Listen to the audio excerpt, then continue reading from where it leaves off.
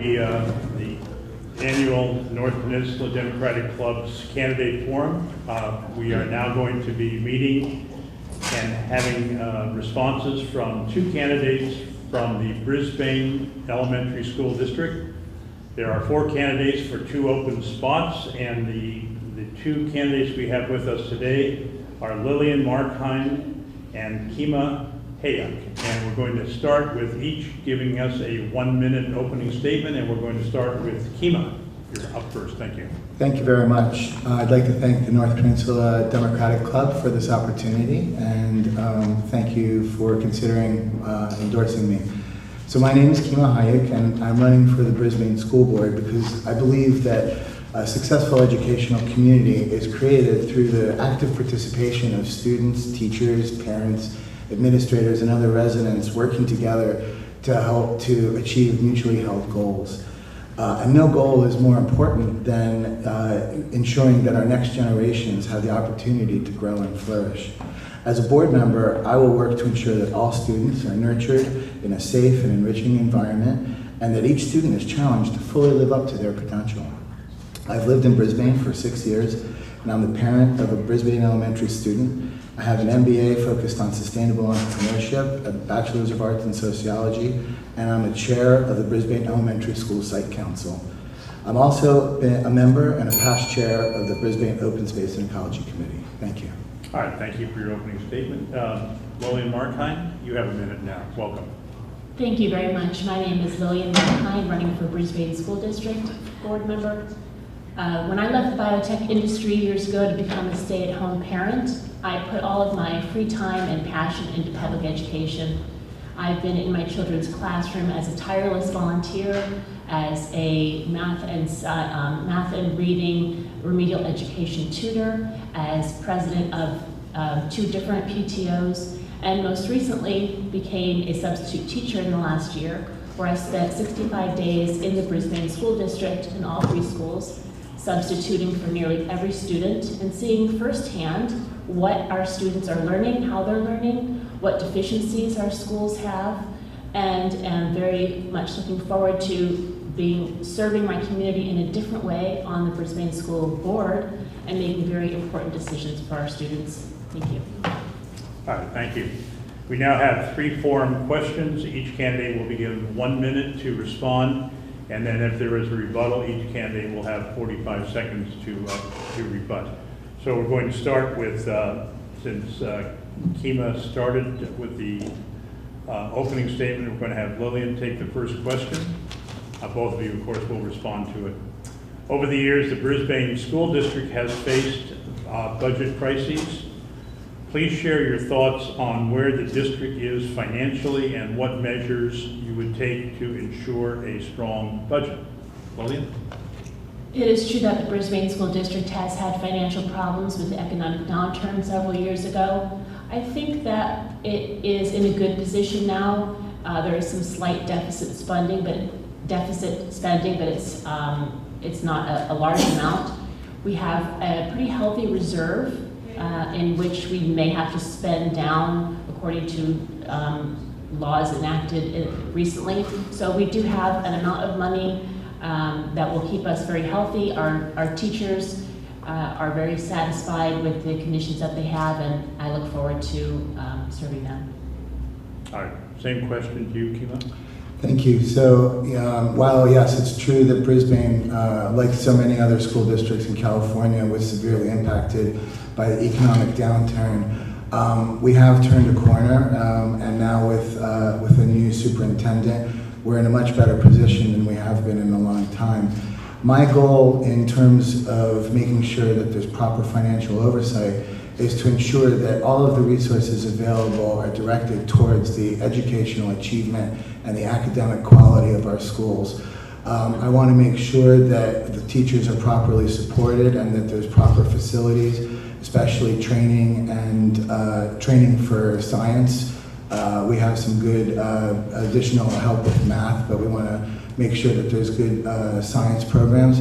But we want to make sure that administrative costs are kept to a minimum while academic costs are fully optimized. All right, thank you. Do either one of you have a rebuttal to comments? Yes. Right. We have had a change in administration this past year. We had a central business officer both hired and left our district in the same school year.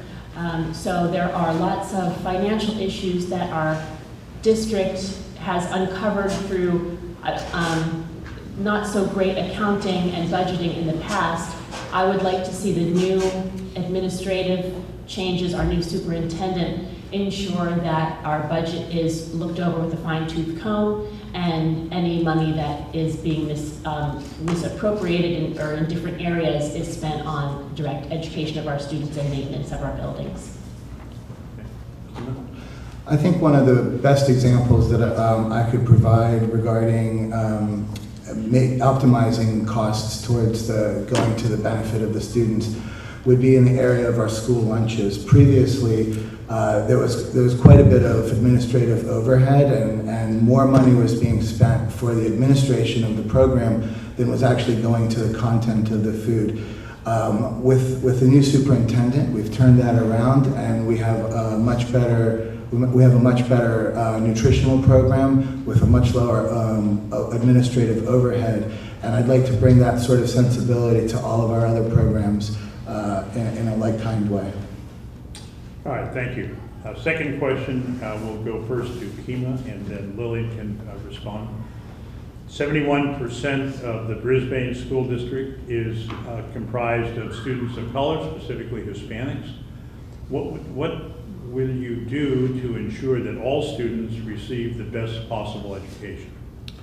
I think one thing that always needs to be kept in mind is that different students achieve at different levels and are destined for different opportunities when they leave school.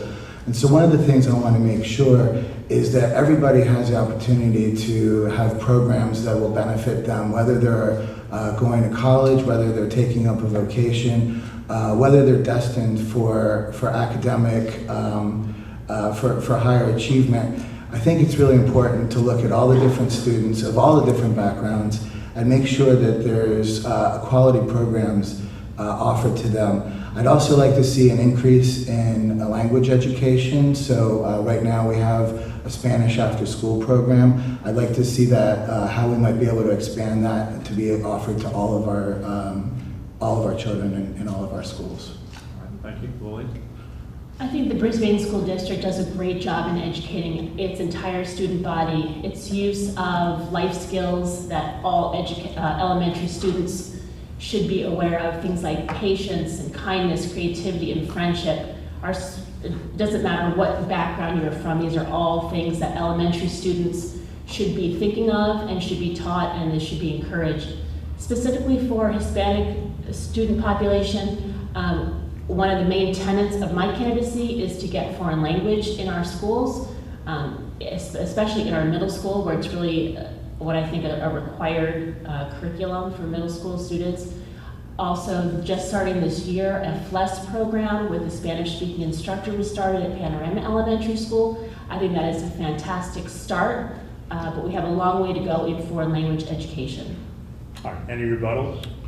Yeah, I think one additional point on communities of color and diversity is really instilling a sense of cultural pride and making sure that no matter what background somebody is from, that their cultural identity is nurtured and that they feel supported in being who they are rather than being fit into a particular mold. So I think that we should celebrate the Hispanic culture, and that children should be taught about all the wonderful things that it's brought to us.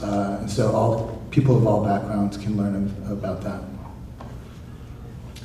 Okay, third question, and this will be directed initially to Lillian. What distinguishes you from your opponents, multiple opponents? Well, excuse me, I can really only speak for myself. I know that public education is a tenet in our family. Both my husband and I are products of public education. And in the Bay Area, where people can afford to go to private education, this should not be a requirement or a necessity. Every child should be nurtured in their local schools to the best of their ability. I spent 65 days substituting in all 3 district schools, Panorama, Brisbane Elementary, and Littman Middle School. And I want to see improvements in math curriculum. Although we're on par with San Mateo County averages for school results, I think we can do better. I think our schools need to have better maintenance and other beautification and upgrades necessary to be a 21st century school. And that's really what I hope to bring to the table. All right, thank you. Kima? I think, again, speaking more on my background and what might distinguish me from other candidates in the race is a distinct love of learning, and I really believe that lifelong learning is a goal that should be instilled at an early age. I'm an active parent, volunteering not only on the site council in Brisbane Elementary, but I'm also an assistant coach on AYSO soccer, and I've been canvassing for the parcel tax for art and music. And so I really believe in civic participation. I think that participating in the community should be a participatory sport, not a spectator sport. And I try to live that ethic every day. Great. Any rebuttal? No. Okay. Now we have an opportunity for people in the audience. Does anybody in the audience have a question that you'd like to pose to the school board members? If there's no one, go ahead. Hi.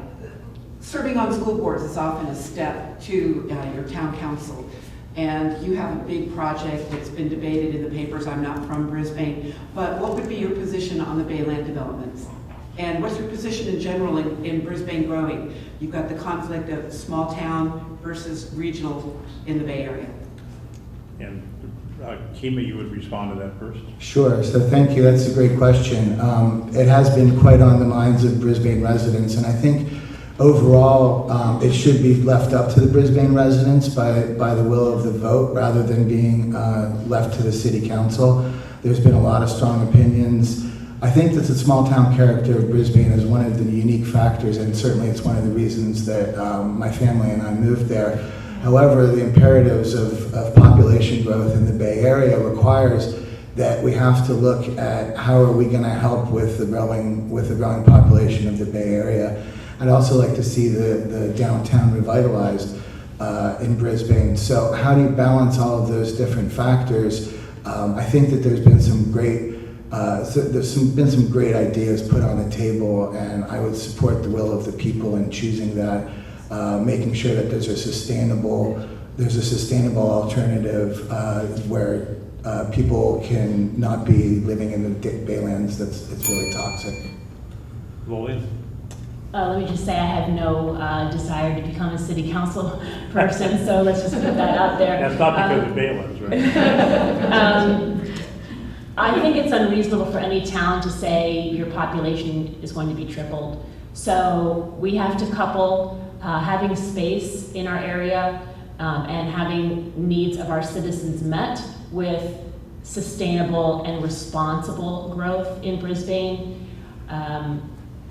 Something eventually will be built out there, but we need to make sure it fits in with how the residents of the city want it to look and feel, and not overburden a very populous area to begin with many thousands of units of housing. So I think there will definitely need to be a balance in what's built out there, just for the livelihood of our wonderful lifestyle in Brisbane and surrounding area. Any rebuttals? No. Okay, time. One other question from the audience?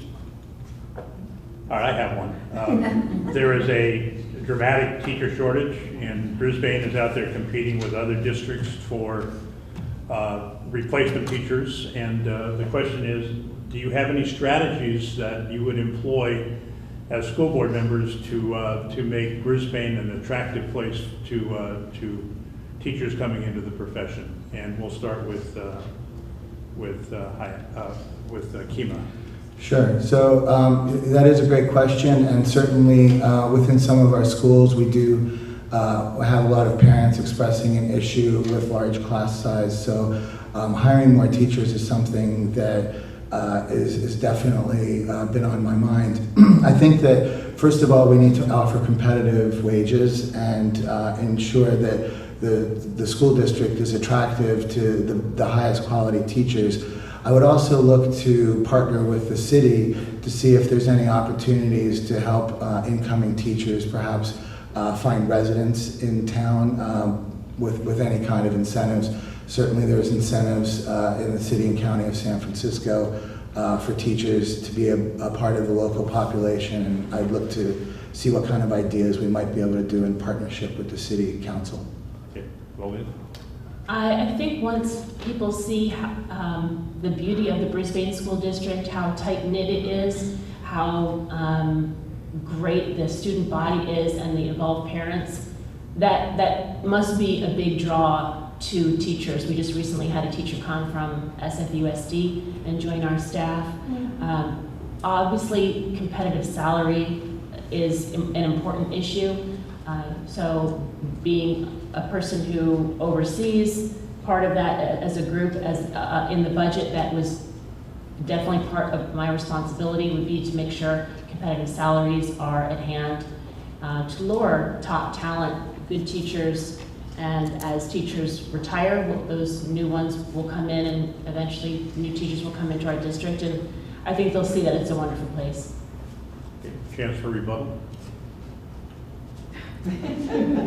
Obviously a very difficult question. All right, and now it's time for closing statements, and since Kima, you went first, Lillian, you get to make the first closing statement. Well, I've been passionate about education for many years. I have two children in the school district, a 7th grader and a 5th grader. I'm in one of the 3 schools almost daily, and it is a great place. I think I can provide more. I've been attending school board meetings for the past year. I've been substituting in the classroom. I know all of the staff and all the teachers. I'm a very involved parent, and I only want to see the best for my children, for my neighbors' children, our community as a whole, and I think I can provide that. Thank you. Thank you. Kima? Thank you. As a parent, I want to see the best possible education for my daughter. And as a community member, I want to make sure that all children receive the best possible education. I've been active in the community since I moved there 6 years ago, serving on the Open Space and Ecology Committee, as well as taking part in other initiatives. I'm passionate about education and learning, and I believe that in creating an environment where the children are inspired to learn is the best way to get the best possible educational outcomes. So if you believe in offering all our students the best possible education, I humbly offer my energy, my passion, and my experience at their service. And I humbly request your support in my candidacy for the school board. Thank you. All right, thank you both.